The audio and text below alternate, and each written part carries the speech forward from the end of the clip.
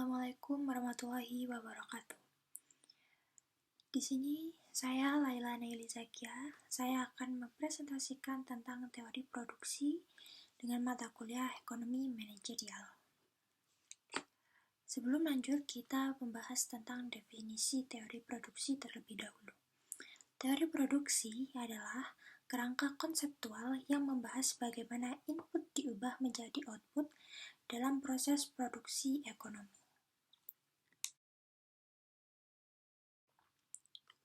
Fungsi produksi. Fungsi produksi adalah alat konseptual yang memodelkan hubungan matematis antara input yang digunakan dalam proses produksi dan output yang dihasilkan.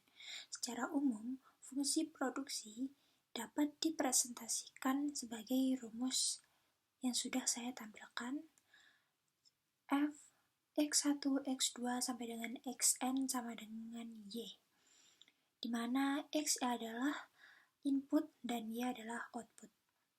Melalui fungsi produksi, kita dapat menganalisis bagaimana perubahan dalam jumlah input mempengaruhi jumlah output. Fungsi produksi. Ada dua pembahasan.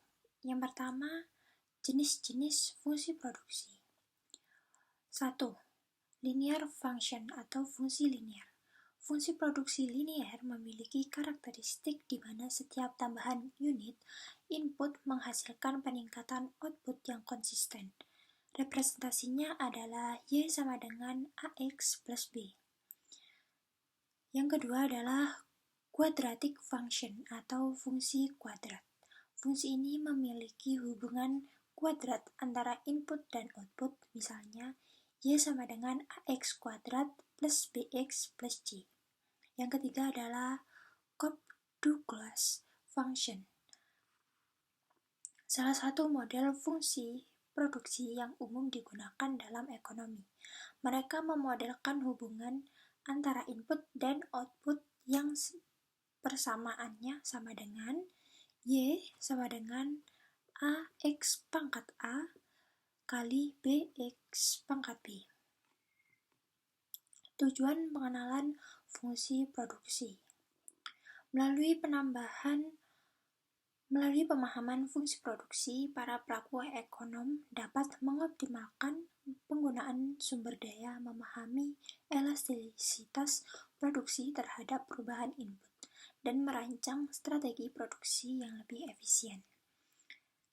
Yang kedua, fungsi produksi juga memberikan dasar bagi analisis biaya produksi dan penentuan tingkat produksi yang optimal. Dengan memahami jenis-jenis fungsi produksi, kita dapat merinci variasi dalam respon produksi terhadap perubahan input. Produk total, rata-rata, dan marginal. Kita ke pertama dulu, yaitu produk total. Produk total adalah seluruh output yang dihasilkan oleh suatu proses produksi menggunakan semua unit input yang tersedia. Dalam konteks ini, kita melihat total produksi tanpa memperhatikan rata-rata atau marginal. Rumusnya sudah saya tampilkan seperti berikut. PT sama dengan F X1, X2 sampai dengan Xn, di mana PT adalah produk total dan X adalah input ke I.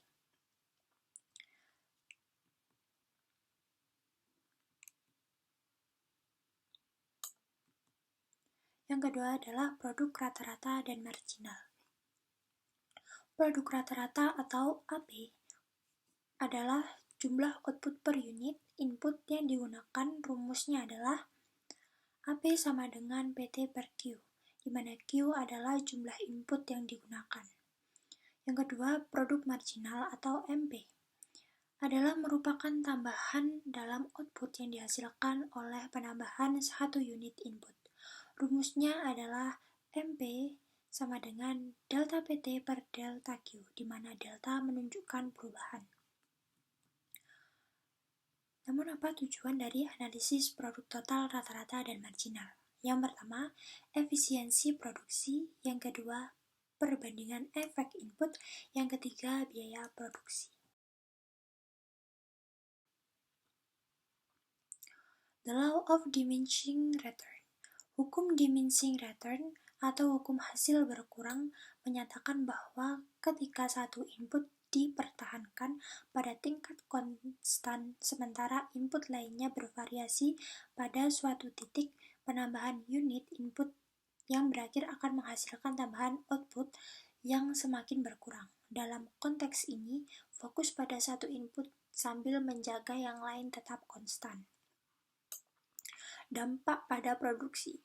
Yang pertama, tahap awal. Pada awalnya, penambahan unit input dapat menghasilkan peningkatan output yang besar karena faktor produksi digunakan secara efisien. Yang kedua, tahap menengah. Pada titik tertentu, peningkatan input akan tetap meningkatkan output, tetapi dengan tingkat penambahan yang berkurang.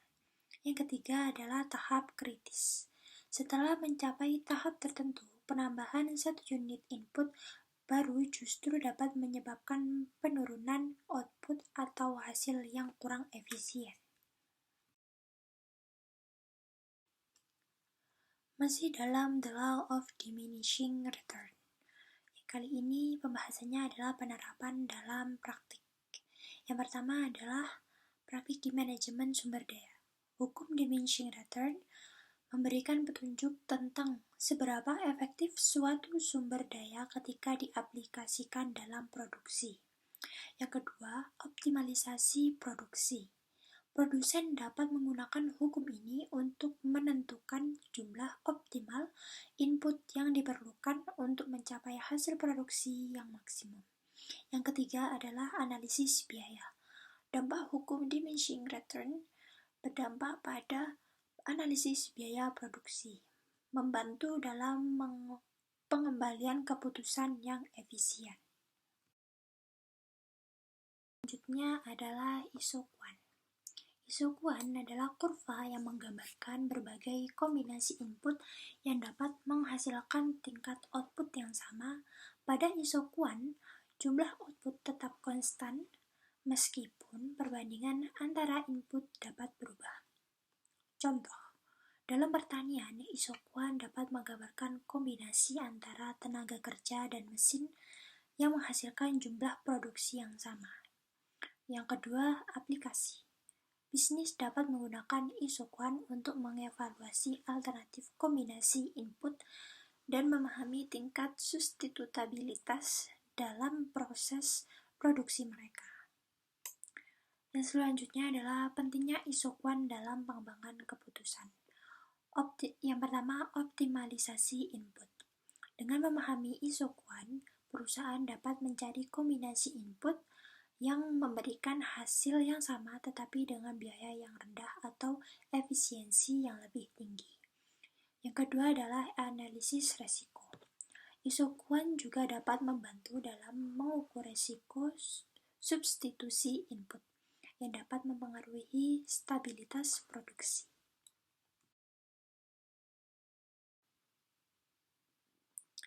Masih dalam bab isokuan, kali ini membahas substitutabilitas penggunaan input. Substitutabilitas penggunaan input mengacu pada sejauh mana satu input dapat menggantikan input lainnya tanpa mempengaruhi jumlah output. Jika input bersifat substitutable, isokuan akan cenderung lebih fleksibel. Substitutabilitas penggunaan input dalam konteks ekonomi. Substitutabilitas input memberikan wawasan tentang elastisitas produksi dan sejauh mana suatu input dapat menggantikan input lainnya. Dalam konteks ekonomi, pemahaman ini penting untuk merancang strategi produksi yang efisien dan adaptif. Yang selanjutnya adalah MRTS atau ukuran seberapa banyak suatu input dapat menggantikan input lainnya tanpa mempengaruhi output total. Lebih teknis, MRTS dihitung sebagai perbandingan negatif dari perubahan infinitesimal input 1 terhadap perubahan infinitesimal input lainnya, menjaga tingkat output tetap. Dalam rumus, MRTS bisa dirumuskan sebagai berikut, yaitu minus delta X1 per delta X2, di mana X1 dan X2 adalah dua input yang digunakan. Masih bab dalam MRTS, kali ini membahas tentang penerapan konsep MRTS. Yang pertama adalah optimalisasi produksi. Dengan memahami MRTS, perusahaan dapat mencari kombinasi input yang memberikan hasil produksi maksimal dengan mempertimbangkan biaya input. Yang kedua adalah analisis efisiensi. MRTS membantu mengukur seberapa efisien suatu proses produksi dalam menggantikan satu input dengan input lainnya tanpa mempengaruhi hasil produksi. Contoh dalam bisnis, industri manufaktur. Dalam proses produksi, MRTS dapat membantu menentukan berapa banyak hal modal yang dapat menggantikan tenaga kerja atau sebaliknya tanpa merugikan hasil produksi. Yang kedua, agribisnis. Dalam pertanian, MRTS dapat digunakan untuk mengevaluasi sejauh mana tanaman yang satu dapat menggantikan tanaman yang lain tanpa mengurangi hasil total. Peranan penerimaan dan biaya dalam produksi. Penerimaan atau revenue mencakup total pendapatan yang diperoleh dari hasil produksi, sementara biaya mencakup pengeluaran untuk input dan sumber daya lainnya. Hubungan antara penerimaan dan biaya menentukan keuntungan perusahaan. Analisis penerimaan dan biaya membantu perusahaan. Yang pertama, menentukan kombinasi input yang optimal untuk produksi. Yang kedua, mencapai hasil produksi maksimal dengan biaya yang minimal. Yang ketiga, mengelola sumber daya secara efisien melalui analisis MRTS dan ISO 1. Contoh aplikasi. Yang pertama, industri manufaktur. Penyesuaian jumlah tenaga kerja dan mesin untuk memaksimalkan output dengan biaya yang minimal. Pada sektor jasa, mengoptimalkan kombinasi antara keahlian dan peralatan untuk memberikan pelayanan yang efisien.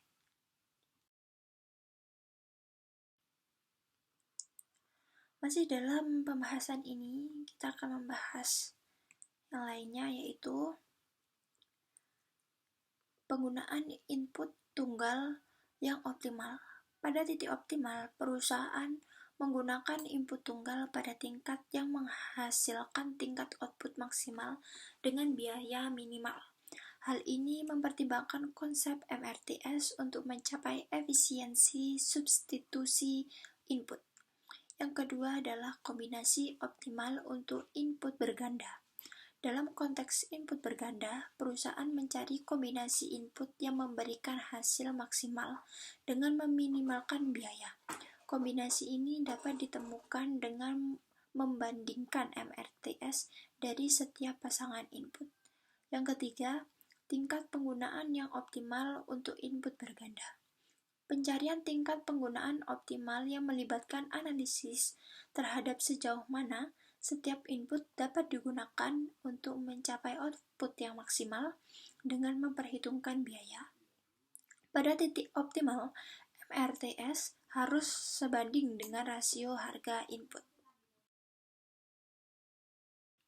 Selanjutnya adalah return of scale. Return of scale mencerminkan perubahan output total yang terjadi sebagai respon terhadap perubahan dalam skala atau ukuran produksi.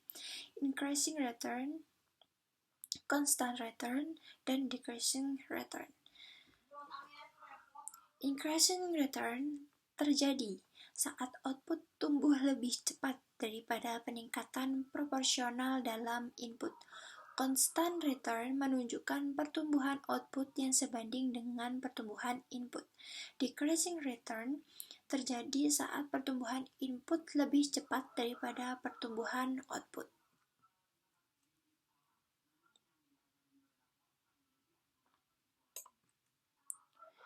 Elastisitas output dan return of scale.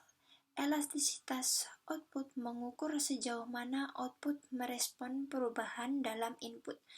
Return to scale mengukur dampak perubahan skala produksi terhadap output total.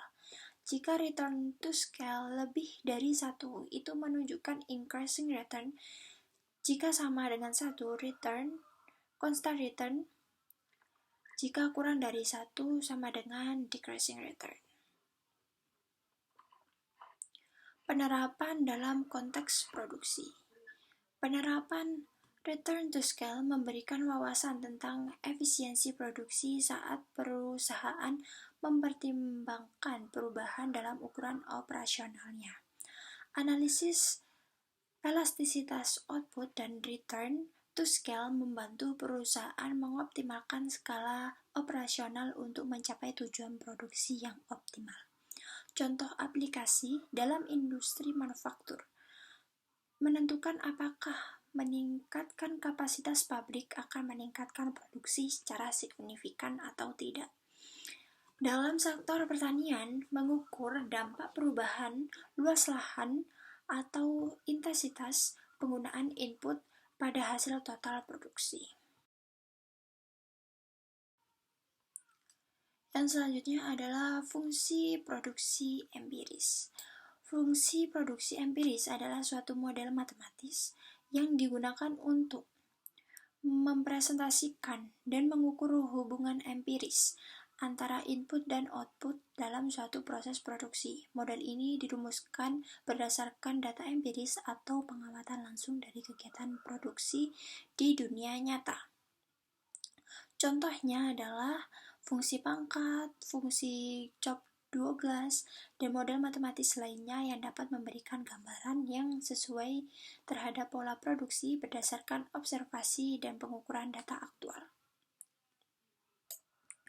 Yang pertama adalah fungsi pangkat.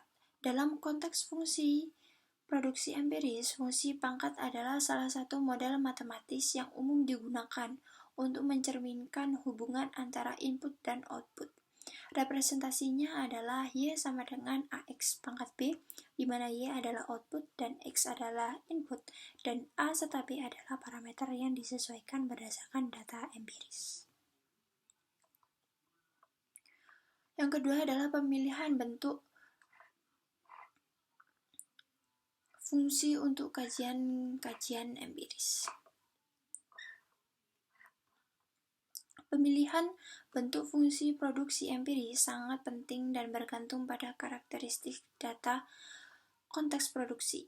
Model seperti chop 12 atau fungsi pangkat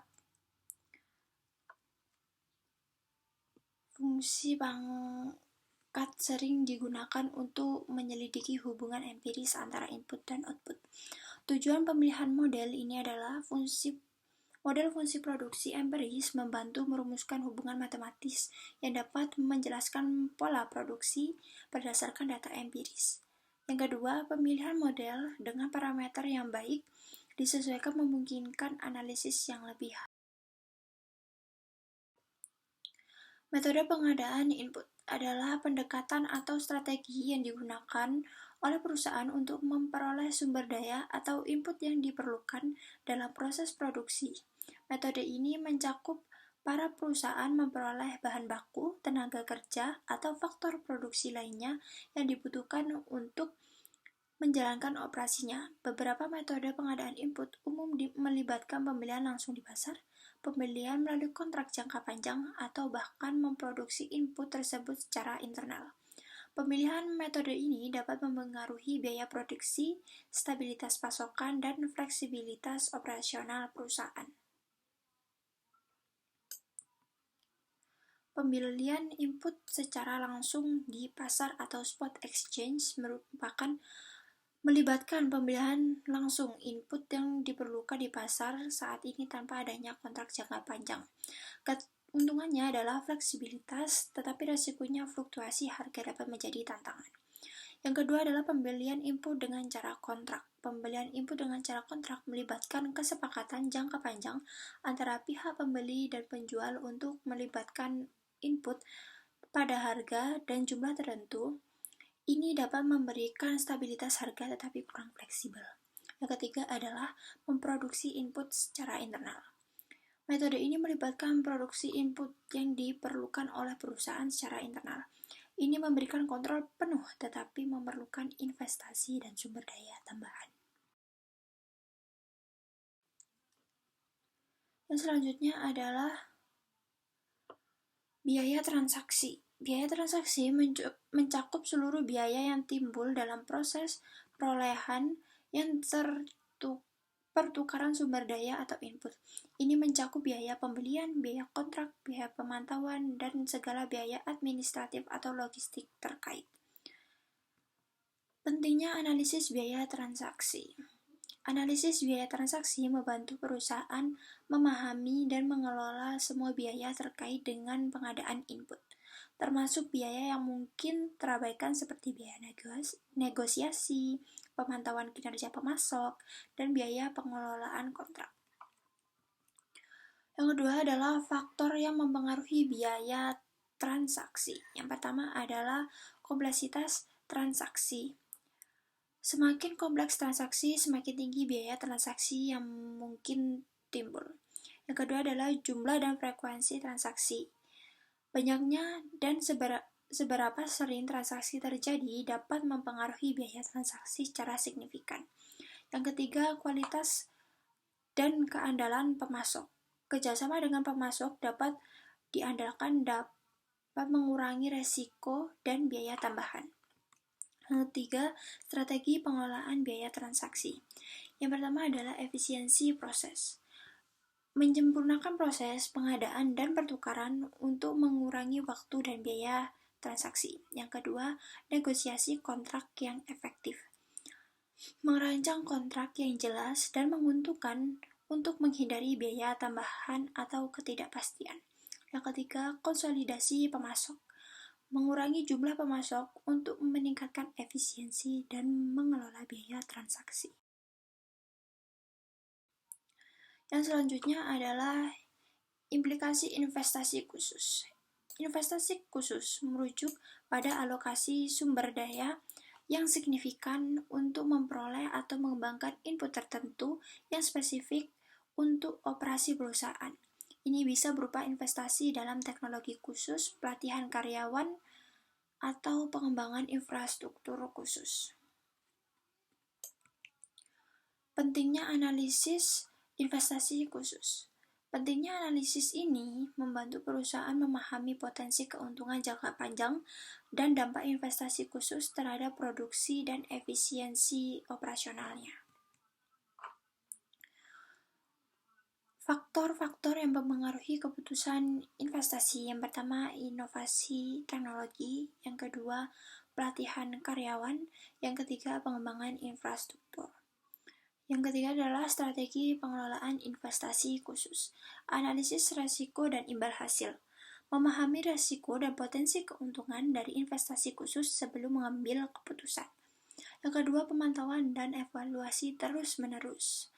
Memantau kinerja investasi khusus secara teratur dan mengevaluasi dampak terhadap produksi.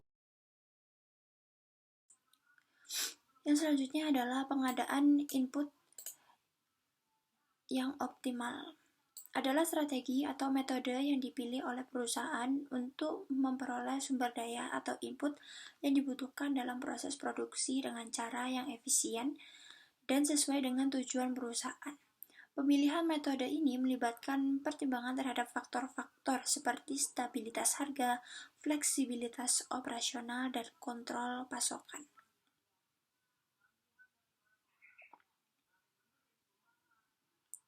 Keputusan pengadaan input yang optimal diambil untuk mencapai efisiensi produksi, mengelola biaya dengan baik, dan menghasilkan kelancaran optimal perusahaan sesuai dengan kondisi pasar dan kebutuhan spesifiknya. Seperti sebelumnya, di sini juga ada 3, yaitu kontrak, pembelian secara langsung di pasar atau stock exchange, dan integrasi vertikal. Integrasi vertikal itu perusahaan memproduksi input yang dibutuhkan secara internal, sama seperti sebelumnya. Yang terakhir adalah trade-off ekonomis. Trade-off ekonomis adalah konsep dalam pengelolaan sumber daya dan keputusan ekonomi di mana perusahaan atau individu harus membuat pilihan antara alternatif yang saling bersaing. Dalam konteks pengadaan input, trade-off ekonomis mencerminkan pertimbangan antara berbagai faktor, seperti biaya, fleksibilitas, stabilitas pasokan, dan kontrol atas proses produksi. Keputusan yang diambil harus mempertimbangkan manfaat dan kerugian dari setiap opsi, serta dampak terhadap efisiensi dan efektivitas operasional. Yang pertama adalah pentingnya memahami trade-off. Memahami trade-off ekonomis membantu perusahaan membuat keputusan yang seimbang dan sesuai dengan tujuan operasional serta kondisi pasar yang sedang dihadapi. Contohnya adalah biaya vs stabilitas. Memilih antara pembelian langsung di pasar dengan fluktuasi harga atau melalui kontrak dengan harga yang tetap. Yang kedua adalah fleksibilitas vs kontrol. Dan yang ketiga adalah produksi internal vs pembelian eksternal. Yang ketiga, strategi pengelolaan trade-off. Analisis risiko dan imbal hasil, mengevaluasi potensi risiko dan manfaat dari setiap opsi pengadaan input. Yang kedua adalah pemantauan pasar. Melalui pemantauan terus-menerus terhadap kondisi pasar untuk merespon perubahan dan meminimalkan dampak negatif trade-off ekonomis. Sekian dan terima kasih sudah meluangkan waktunya untuk mendengarkan pembahasan kali ini. Terima kasih. Wassalamualaikum warahmatullahi wabarakatuh.